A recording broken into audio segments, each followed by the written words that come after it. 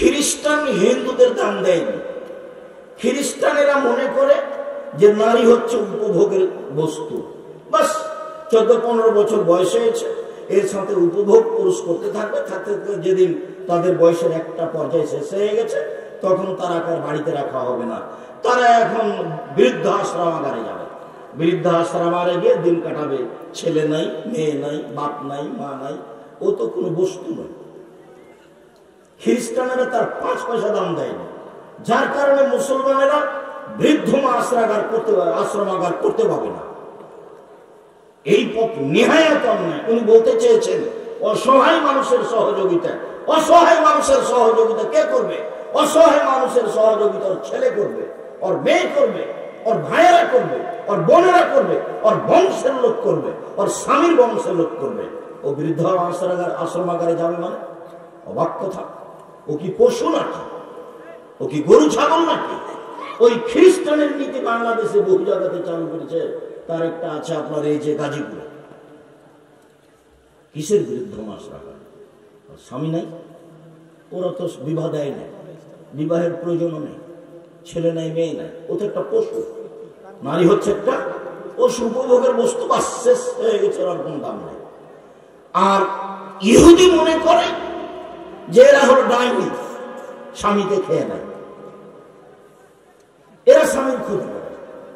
আজও এই দিনাজপুরে আপনাদের এলাকায় বহু গ্রাম এমন আছে যে মনে করে স্বামীর নাম ধরে ডাকলে স্বামী মারা যাবে। এই দিনাজপুরে আশেপাশের কোন গ্রামে এক রাতে ছিলাম, হেডমাস্টার আমাকে বলছে, আব্দুল সাহেব বিছানা থেকে নিয়ে বারান্দা পর্যন্ত চট বিছানো আছে, কেন বলতে পারেন? ছবি থেকে যেন আমি তা তো বলতে পারি না। বলে স্ত্রী মিলনের পরে পা যদি মাটিতে পড়ে তাহলে অভিশাপ হবে, আল্লাহ অভিশাপ করবে, সেই জন্য পা যেন মাটিতে না পড়ে, তাই বিছানা থেকে নেমে চটের উপর দিয়ে হেঁটে স্যান্ডেল পায়ে দেবো, জুতো পায়ে দেবো, তাহলে আর পা মাটিতে পড়বে না। এই আশেপাশের কোন এক গ্রামের হেডমাস্টারের কথা নকল করছে। তো ইহুদিরা নারীদেরকে ডাইনি মনে করে, ও কোনো মানুষই নয়, ওকে বাড়িতে রাখা হবে না। ঋতুবতী হলে ও পচে গেছে, ওকে বাড়িতে রাখা হবে না, ওকে বাইরে রাখতে হবে। যেটা হলো জাহেলিয়াতের যুগের নীতি। জাহেলিয়াতের যুগের নীতি আগে একটু শোনাই। ইহুদিরা, খ্রিস্টানেরা মহিলারা ঋতুবতী হলে যা করত, বুখারী মুসলিমের হাদিসে এসেছে, একটু পরে বলছি ইনশাআল্লাহ। ঋতুবতী হয়েছে মানে ও নিয়মিত যে বিছানায় শুইতো সে বিছানায় শুইতে পাবে না, ওই বিছানায় হাত লাগাতে পাবে না, ও ভাত তরকারির পাতিলে হাত লাগাতে পাবে না। ও এখন মানে ওরকম হয়ে গেছে যাকে কুষ্ঠ রোগ হয়েছে সেরকম হয়ে গেছে, তাই তাকে বাহিরে রাখা হবে।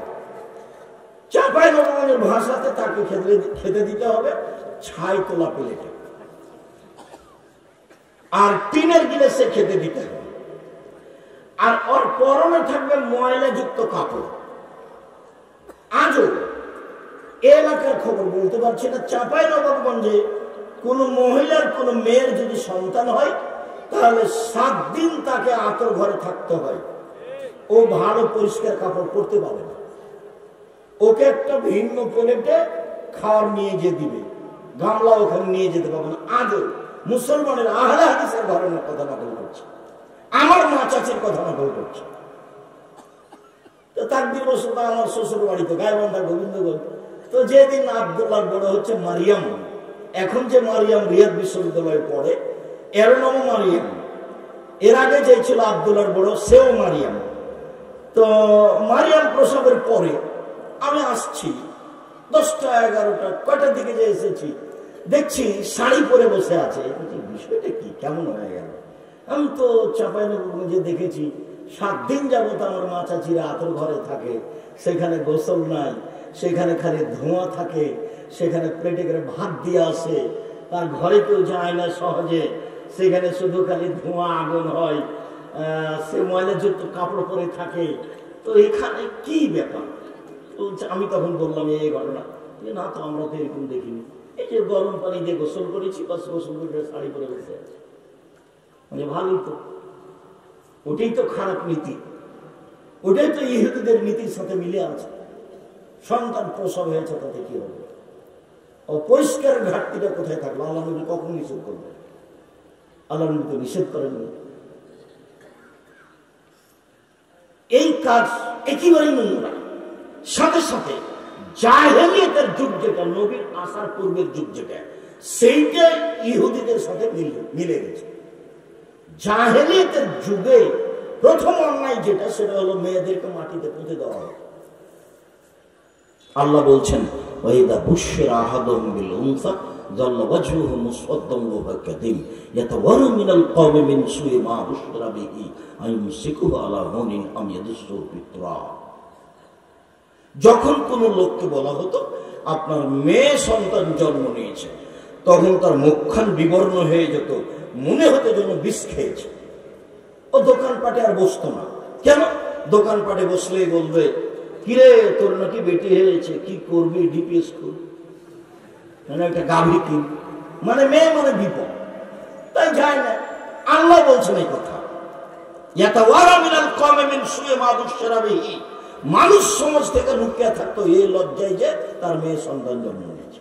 আবার লজ্জা করতে করতে ভাবতো, আইয়ুমসিকুহু আলা হুনিন আম ইয়াদুসসুহু ফিত তুরাব। অপমান অবস্থায় আমি মেয়ে রেখে দেব না মাটিতে পুঁতে দেব? এটা আল্লাহ নকল করছে। অপমান অবস্থায় মেয়ে রেখে দিব না মাটিতে পুঁতে দেব? যদি মাটিতে পুঁতে দিই, বালাই চলে গেল। আর যদি রেখে দিই, তাহলে অপমানের পর অপমান। এখন যদি দোকানপাটে যাই, তো বন্ধু বান্ধব নিন্দা করবে। যদি নানি দাদি আসে, তাহলে বলবে যে কি করবি, তাহলে একটা ডিপিএস করবো, গরু টরু কিন। আর যদি আর একটা মেয়ে হয়, তো দাদি বলছে তোর হয়েছে কি করবি। আর একটা যদি মেয়ে হয়, তো বউ তাড়বে। কত নোংরা জঘন্য বর্বর স্বভাব, এরকম জাহেলিয়া। আল্লাহ নবী কি বলছেন, আল্লাহ কি বলছেন, সেটা পরে শোনাচ্ছে। এইটা হলো জামানার জাহেলিদের যুগের কাজ, আল্লাহ রাসূলের আসার পূর্বেকার সময়ের কাজ, যেটা ইহুদিদের নীতি, যেটা খ্রিস্টানদের নীতি, যেটা হিন্দুদের নীতি। মহিলা মানুষই নয়, মহিলারা মানুষই নয়। পশু প্রাণীরও দাম ওদের চেয়ে বেশি। জাহেলিয়াতের যুগে এইটাই ছিল সবচেয়ে খারাপ। কায়েস ইবনে আসেম বলছেন, আমি নবীর কাছে এসে বললাম, আল্লাহ নবী, ইন্নী ওয়া'আদতু সামানিয়া বানাতিন লি, আমি আমার নিজ হাতে আমার 8 জন মেয়েকে মাটিতে পুঁতে দিয়েছি। আমি নিজ হাতে আমার 8 জন মেয়েকে মাটিতে পুঁতে দিয়েছি। তাহলে এটা বাস্তব ছিল। আর বুখারী মুসলিমের হাদিস অনেক, তার মধ্যে একটা নকল করি। মুগীরা ইবনে শুবা বলছেন, রাসূল সাল্লাল্লাহু আলাইহি ওয়াসাল্লাম বলেছেন, ইন্নাল্লাহা হাররামা উকুকাল উম্মাহাত, মায়ের অবাধ্য চলা চিরদিনের জন্য হারাম। মায়ের সাথে কিন্তু টিকতে পারবেন না। মায়ের ব্যাপারে আপনাকে খেপিয়ে তুলেছে আপনার বউ। তাতে আপনি ঘুম থেকে উঠে দেখেছেন যে মাটির উপরে সবচেয়ে খারাপ মানুষ আমার মা। আর বউ পরীক্ষা করবেন, আগামীকাল সকালে বউয়ের সামনে নগদ 5-7টা 1000 টাকার নোট আপনার মায়ের হাতে দিয়ে, আর বউয়ের মুখখান দেখে, তাহলে ধরা পড়বে। বউ মনে করছে যে আমার স্বামী মনে হয় ধপ করে আমার কোলে চলে এসেছে, এটা আমার স্বামী। কয়েকদিন আগে যে ওর স্বামী পেশাব করেছে, পায়খানা করেছে, ওর শাশুড়ি যে গোসল করিয়ে দিয়েছে, কাপড় জামড় পরিয়ে দিয়েছে, স্কুলে পাঠিয়েছে, পড়িয়েছে, এটা তার একটা মনে নেই, ওটা প্রয়োজনে মনে করে না। সমস্যা আরো যে শাশুড়ি কিন্তু সবসময় প্রায় উল্টা কথাই বলে, এটা স্বাভাবিক গতি। আর কিছু কিছু শাশুড়ির মুখও খুব খারাপ আছে, যা মুখে বের করে তা খালি বৌমাকে গালি দেয়, তোর বাপে, তোর মায়ে, তুই এই সারা দিন। একটা বৌমা কেমন সহ্য করে, তখন মন খারাপ করে।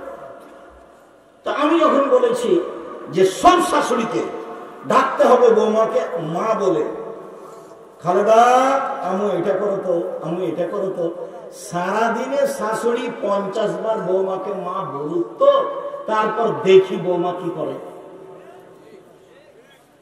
তখন আমার মা বলতেন, তুই যেভাবে বলছিস তাতে বউয়েরা বেড়ে যাবে, তুই যেভাবে বলছিস তাতে বউয়েরা বেড়ে যাবে। তার বলছি, মা আপনি আসলে বুঝতে পারছেন না, শাশুড়ি যেন বউকে কন্ট্রোল করতে পারে, এটাই হলো পদ্ধতি। আর আমি যে বিবাহের বৈঠকে উপস্থিত হয়েছি, সেই বৈঠকে মেয়ের বাপকে বলে দিয়েছি যে মেয়েকে বলে দিবেন শ্বশুর শাশুড়ি যখন ডাকবে খালেদা, খালেদা শব্দটা সেই সময় উপস্থিত হয়ে যাবে। কি বলছিলেন আম্মা? তাহলে বউ শাশুড়ি খুব খুশি, হ্যাঁ বালি বউ তো দেখি বলার সাথে সাথে কথা শোনে। আরে কাজ করার পরে এবারে দৌড়িয়ে চলে আসবে, উপস্থিত হবেন, শাশুড়ি খুব খুশি হয়ে যাবে। আর শাশুড়ি যদি বলে খালেদা, খালেদা, খালেদা, কোন যে আ দেখলে ঘরের বেটি, তার কোনো হিসাব নেই। এ দেখেন এখান থেকে শুরু হয়ে গেল। এখন শয়তান শাশুড়িকে বলছে যে তোর বৌমাকে একটা কথা শুনে। শয়তান বলছে। এখন যখন দেখেছে যে শাশুড়ির মন খারাপ, তখন খালি দিন রাত স্বামীকে বলছে তোমার মা এরকম, তোমার মা এরকম, তোমার কান্দে, তোমার এই করে। শয়তান তখন বৌমাকে বলে যদি খালি সারাদিন তো স্বামীকে বল, সারাদিন তো স্বামীকে বল। একদিন স্বামী তখন সকালে উঠে বলছে যে তোকে তালাক দিয়ে দিলাম, তুই আমার মাকে মানবে, তোকে তালাক দিয়ে দিলাম। ওই তালাক দে, এক্ষুনি চলে যাবো তোর বাড়ি থেকে, তোর বাড়িতে থাকবো, তালাক দে না। তখন ও সামলাতে না পারে তালাক দিয়ে দিয়েছে। যখন তালাক দিয়ে দিয়েছে তখন এখন বুদ্ধি, দুটা ছেলে আছে যে, দুটা মেয়ে আছে যে, খুব চিন্তা করছে আরে ভুল হয়ে গেল, কি করা যায়। পাশের ইমামকে জিজ্ঞাসা করেছে, তখন বলেছে এক রাতের জন্য বিবাহ দিতে হবে। বলে পথ তো চলো যে আব্দুল রাহিম সাহেবকে জিজ্ঞাসা করো। বলে না, বহাল আছে সংসার, তবে তালাক একটা হয়েছে। এক বৈঠকে 1000 তালাক দিলে এক তালাকই হবে। এই শয়তানের এগুলো হলো কাজ। খুব সাবধান, মুখ খারাপ ভাবে ব্যবহার করতে পারবে না শাশুড়ি, খারাপ ব্যবহার করতে পাবে না বৌমা, খারাপ ব্যবহার করতে পাবে না স্বামী, পাবে না স্ত্রী, নইলে শয়তান ওদেরকে পাগল বানিয়ে দেবে। শয়তানের কাজই হলো খারাপ করে দেখানো।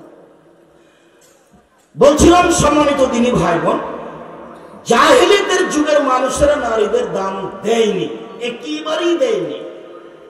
তার একটা ঘটনাটা দেখালাম, ওরা জীবিত মাটিতে পুঁতে দিত।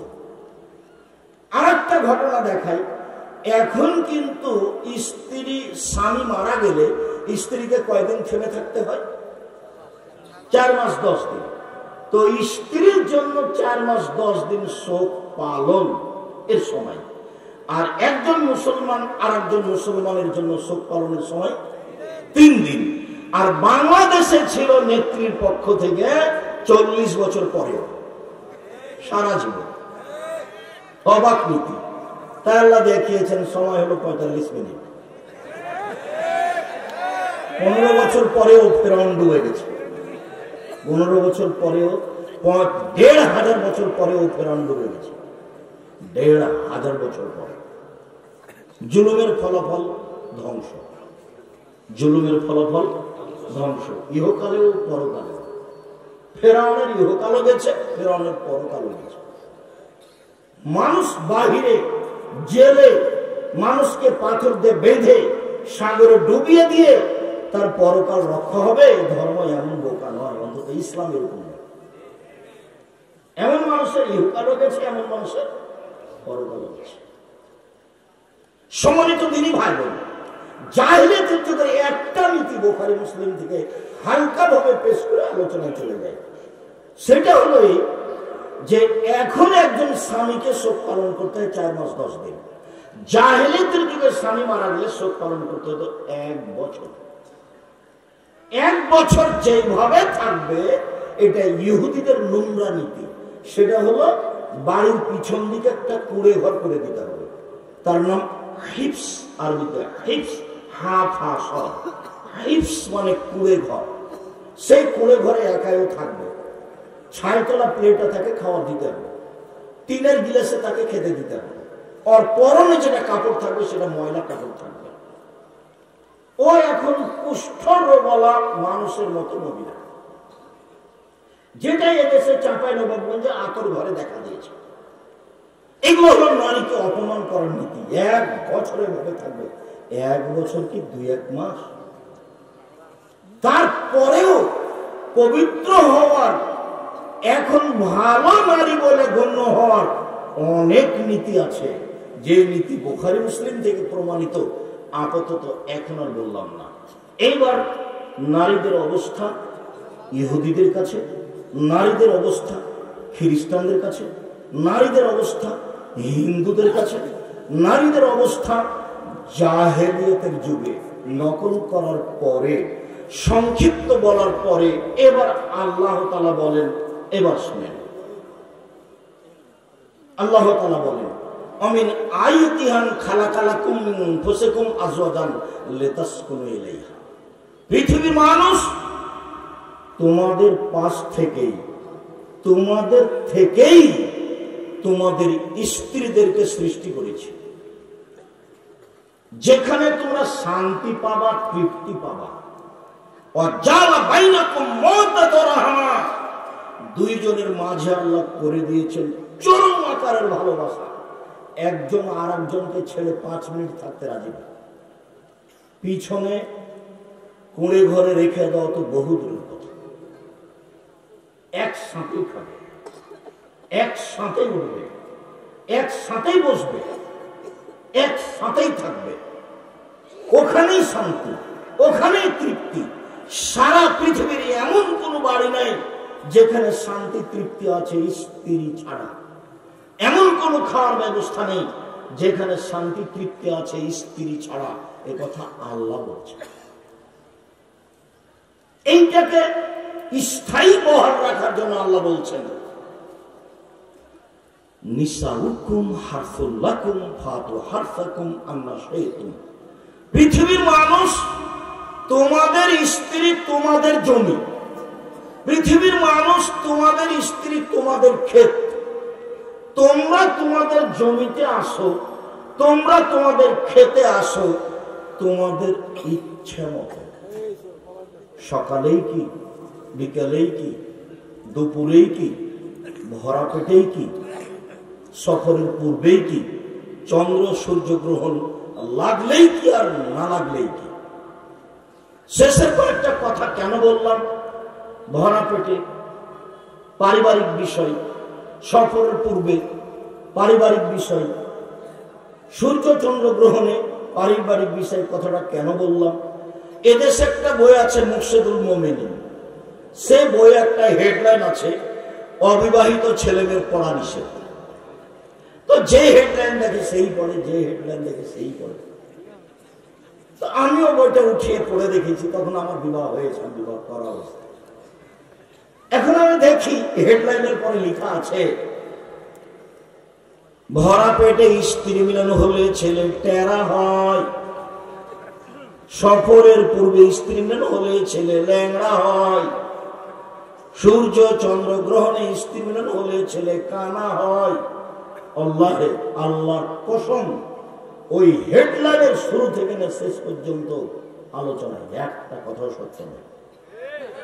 সব সরাসরি বুখারী মুসলিমের হাদিসের বিপরীত এবং কোরআনের বিপরীত। আল্লাহ নারীকে যে উদ্দেশ্যে সৃষ্টি করেছেন সেটা আল্লাহ এবং মুহাম্মদ সাল্লাল্লাহু আলাইহি ওয়াসাল্লাম বাস্তব দেখিয়ে গেছেন এবং জাতিকে বলে গেছেন তোমরা এইভাবে থাকো। নিজের ব্যাপারে তিনি বলেছেন, খায়রুকুম খায়রুকুম লিআহলিহি ওয়া আনা খায়রুল লিআহলি। পৃথিবীর মানুষ তোমাদের মধ্যে সবচেয়ে ভালো মানুষ ওই যে বউয়ের কাছে ভালো, আর আমি নিজে মুহাম্মদ সাল্লাল্লাহু আলাইহি ওয়াসাল্লাম আমি আমার স্ত্রীদের কাছে ভালো। এই কথা তিনি নিজে বললেন। আবার আদেশে বললেন, ফাস্তাউসু বিন নিসাই খায়রান। পৃথিবীর মানুষ নারীর কোনো কথা শুনে ওর কোনো কর্ম দেখে খেপে যায় না, সব সময় তাকে ভালো উপদেশ দিও, এটা করো, এটা করা ভুলই হয়েছে, আচ্ছা এটা না করাই ভালো, আচ্ছা দেখো তো এভাবে কথা না বলে পারা যায় কিনা। সম্ভবপর উপদেশ দিতে থাকো সংসার সুন্দর করার জন্য। ঋতু অবস্থায় বাহিরে ফেলে রাখা তো বহু দূরের কথা, আসছে কয়েকটা কথা।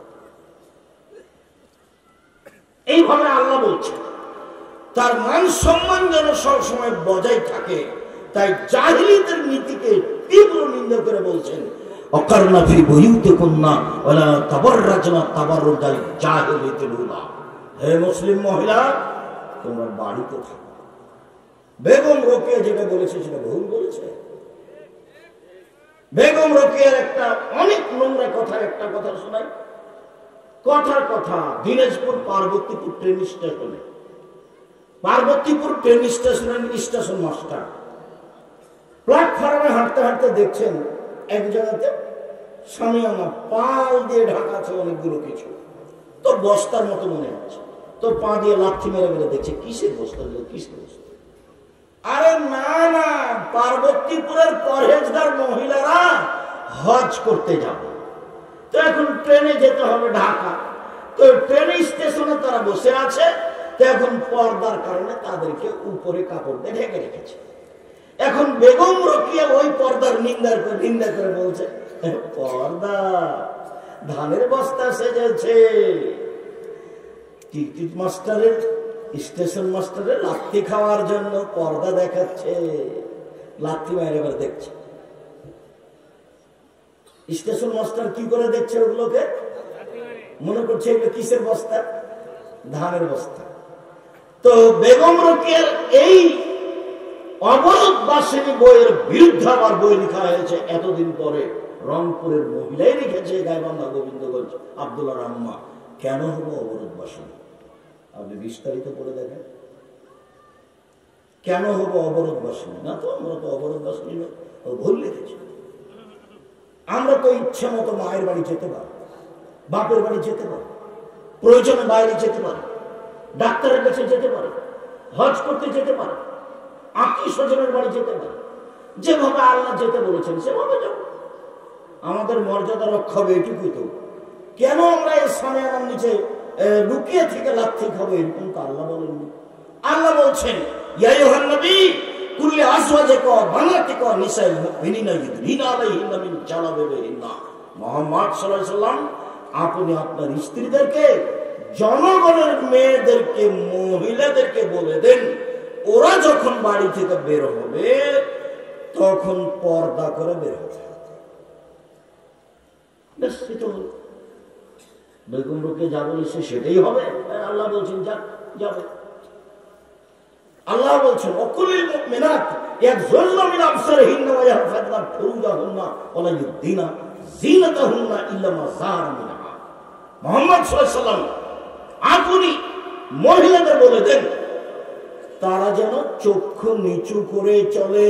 ওদের উপরে আদেশ, মহিলাদের উপরে। মুহাম্মদ সাল্লাল্লাহু আলাইহি ওয়াসাল্লাম, আপনি মহিলাদের বলে দেন তারা যেন লজ্জাস্থান হেফাজতে রাখে, জেনায় লিপ্ত না হয়। ওদের বলে দেন ওরা যখন বাড়ি থেকে বের হবে তখন যেন পর্দা করে বের হয়, আর বুকের উপরে আরো যেন একটা অতিরিক্ত কাপড় ব্যবহার করে। তবে এমনিতে যা প্রকাশ হওয়ার তা হতে পারে, এমনিতে যা প্রকাশ হওয়ার তা কি হতে পারে? প্রয়োজনে কবজি পর্যন্ত খোলা যেতে পারে, প্রয়োজনে মুখমণ্ডল খোলা যেতে পারে, প্রয়োজনে পায়ের পাতার উপর দিক খোলা থাকতে পারে। এ হলো এমনিতে যা প্রকাশ পায়। সৌন্দর্য ঢেকে রাখতে হবে। যাদের সাথে খোলা যাবে তার স্বামী, শ্বশুর, বোনের ছেলে, ভাইয়ের ছেলে, ধারাবাহিক চলছে, কোরআন মাজিদে উল্লেখ আছে। যে কোনো মানুষের সাথে কথা বলতে পারবে। আল্লাহ বলছেন ওয়াইদা সাআলতুমুহুন্না ফাসআলুহুন্না মিন ওরাই হিজাব। পৃথিবীর মানুষ, তোমরা মহিলা মানুষের সাথে কথা বলো পর্দা করে, অন্তরাল থেকে। প্রয়োজন হলে বলো। দীর্ঘ সময়, লম্বা সময় আয়েশা রাদিয়াল্লাহু তাআলা আনহা জাতির সামনে ধর্ম দিয়ে গেলেন। যখনই পৃথিবীর মানুষের কারো সমস্যা হতো, ফতোয়া জিজ্ঞাসা করার জন্য, নিখুঁত ফতোয়া পেতে হলে মানুষকে কোথায় যেতে হচ্ছিল? আয়েশা রাদিয়াল্লাহু তাআলা আনহার কাছে। তখন তিনি জাতির সামনে কথা বলেছেন, পর্দা করে বলেছেন। আজও পর্দা করে মহিলা অপর পুরুষের সাথে কথা বলবে প্রয়োজনে। আল্লাহ তাদের মান সম্মান এইভাবে একটার পর একটা রক্ষা করেন।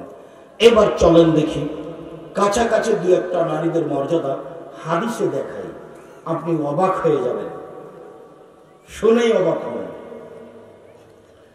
আনাস রাদিয়াল্লাহু তাআলা আনহু বলেন, আল্লাহর নবী বলেছেন, মান আলা জারিয়াতাইনে হাতা তাবলুগা, কেউ যদি দুইটা মেয়ের লালন পালন করে যুবতী হওয়া পর্যন্ত, দুইটা মেয়ে, ফাজা ইয়াউমুল কিয়ামা ওয়া আনা হাকাদা, তাহলে আমি আর ওই পিতা বিচারের মাঠে জান্নাতে থাকবো এইভাবে। অধম্মা আসাবেহু, তর্জনী আর মধ্যমা আঙ্গুল দুইটাকে জমা করে দেখালেন এইভাবে। দুইটা মেয়ের যে লালন পালন করেছে সে আর আমি মুহাম্মদ সাল্লাল্লাহু আলাইহি ওয়াসাল্লাম জান্নাতে এইভাবে থাকবো। দুনিয়া একদিকে দিয়ে দিলে এই কথার সমমানের কথা আর কোথাও খুঁজে পাবো না। এইভাবে থাকবে ও আর আমি। চলেন আরেকটা। আবু সাঈদ খুদরি রাদিয়াল্লাহু তাআলা আনহু বলেন, রাসূল সাল্লাল্লাহু আলাইহি সাল্লাম বলেছেন, মান আলা সালাসা বানাতিন, কেউ যদি তিনটা মেয়ের লালন পালন করে, এখন তিনটা মেয়ের ব্যাপারে কথা শুরু হয়ে গেল। এক, ফাসবারা আলাইহিন্না, ধৈর্য ধারণ করে তিনটি মেয়ের লালন পালন করলো। ওয়া আদাবাহুন্না, তাকে শিষ্টাচার শিখিয়ে দিল। ওয়া আতামাহুন্না, তাকে খেতে দিল। ওয়া সাকাহুন্না, পানির ব্যবস্থা করলো। ওয়া কাসাহুন্না, কাপড়ের ব্যবস্থা করলো। কুন্না হিজরান আও হিজাবান লিল আবি ইয়াউমাল কিয়ামা, বিচারের মাঠে এই তিনটে মেয়ে জাহান্নাম থেকে বাপকে বাঁচানোর জন্য অন্তরাল হয়ে, ওইদিকে আছে জাহান্নাম আর এদিকে আছে পিতে, আর মধ্যে থাকবে মেয়ে তিনটে। যদি বাপের জাহান্নাম ঘোষণা হয়, এখন মেয়েরা বলবে, জি না, আমার বাপকে আগে জান্নাতে দিতে হবে, তারপরে কোনো কথা। এমন ভাবে শক্ত হয়ে বেঁকে বসবে মেয়েরা, কোনো কথা নেই, আগে আমার বাপের জান্নাত হবে, তারপরে কোনো কথা। অন্তরাল হয়ে যাবে। আরেকটা, রাসূল সাল্লাল্লাহু আলাইহি ওয়াসাল্লাম বলছেন, মান আলা সালাসা বানাতিন, কেউ যদি তিনটা মেয়ের লালন পালন করে, ফাআদাবাহুন্না, তাকে যদি শিষ্টাচার শিখিয়ে দেয়, ও যাওয়াজাহুন্না, তার যদি বিবাহ শাদীর ব্যবস্থা করে দেয়, ফালাহুল জান্নাহ, এবার জান্নাতে যাবে। শিষ্টাচার একটা কথা আছে, খুব ভালোভাবে মনে রাখবেন। এইখানে আমার দুটা কথা আছে। এইখানে আরেকটা কথা বলে নিয়ে আগে বাড়ি, সেইটা হলো এই যে 10টা ছেলেকে যদি আপনি মাস্টার ডিগ্রি পাস করেন, এক নেকি হবে। বলে পড়াবো কেন? জন্ম দিয়েছেন এই জন্য,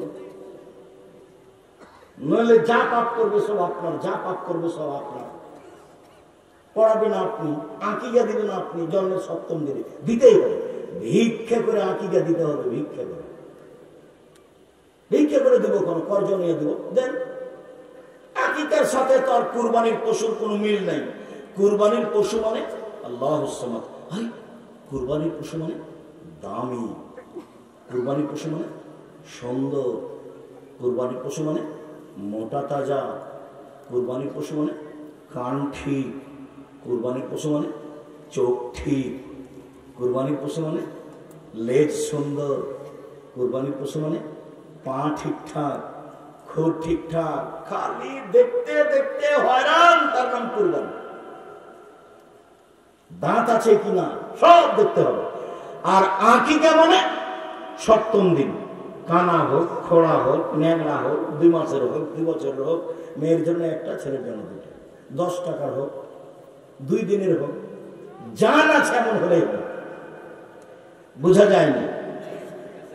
7ম দিনে করতেই হবে। চাঁপাইনবাবগঞ্জের ভাষাতে ওকে তো করতে হবে, বাপকে আঁকিয়ে দিতে হবে। আর কুরবানির টাকা আছে দেন, টাকা আছে দিবেন না, দিয়েন না, তো নেকির ব্যাপার, দেন নেকি হয়নি। রমজান মাসে তারাবি পড়লে নেকি হলো, তারাবে যদি না পড়ে তাহলে কি রোজা বাদ পড়ে যাবে? জি না, যে বড় নেকি ছিল সেটা হলো না। বড় বড় মাধ্যম জান্নাত পাওয়ার, তা একটা হলো কুরবানি। তুমি কুরবানি দিলে না, জান্নাতের বড় মাধ্যমে একটা কাজ করলে না, আর আকিকা দিতেই হবে। সপ্তম দিনে মাথা নেড়ে করতে হবে, ডাক্তার বললেও বলেছে না, যে জি না, করতেই হবে, নবী বলেছে। সপ্তম দিনে ভেড়া ভেড়ি, ছাগল ছাগল, দুম্বা দুম্বি, গরু নয়, উঁট নয়, আকিকা দিতেই হবে। মাথা নেড়ে করে চুল সম পরিমাণ রূপার সমমূল্য ফকিরকে দান করে দিতে হবে। সপ্তম দিনেই নাম রাখতে হবে সুন্দর, সুন্দর নবী। লিটন, কণা ফানা এগুলো একটা চলবে, নবীদের নাম আর আল্লাহর গুণবাচক নাম। নবীদের নাম আর আল্লাহর গুণবাচক নাম। আপনি যে বাপ, এটা আপনার পরিচয় থাকা উচিত যে আমি বাপ। আপনি তো আর পশু প্রাণী নন, গরু ছাগল নন। আপনি যে পশু প্রাণী নন, গরু ছাগল নন, এগুলো তার প্রমাণ। সপ্তম দিনে আকিকা দিয়েছেন, সুন্দর নাম রেখেছেন, এটা আপনি বাপ, তার প্রমাণ।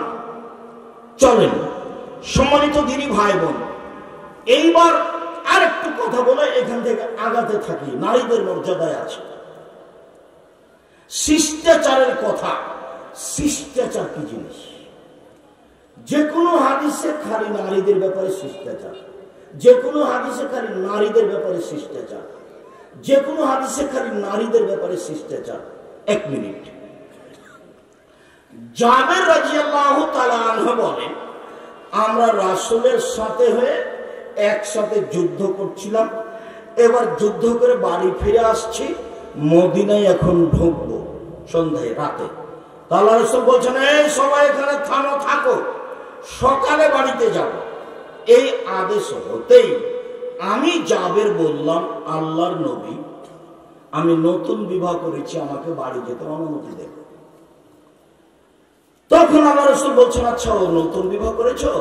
কুমারী মেয়ে বিবাহ করেছো না তালাক প্রাপ্তা মেয়ে বিবাহ করেছো? জাবের রাদিয়াল্লাহু আনহু বলছেন যে তালাক প্রাপ্তা মেয়ে বিবাহ করেছো।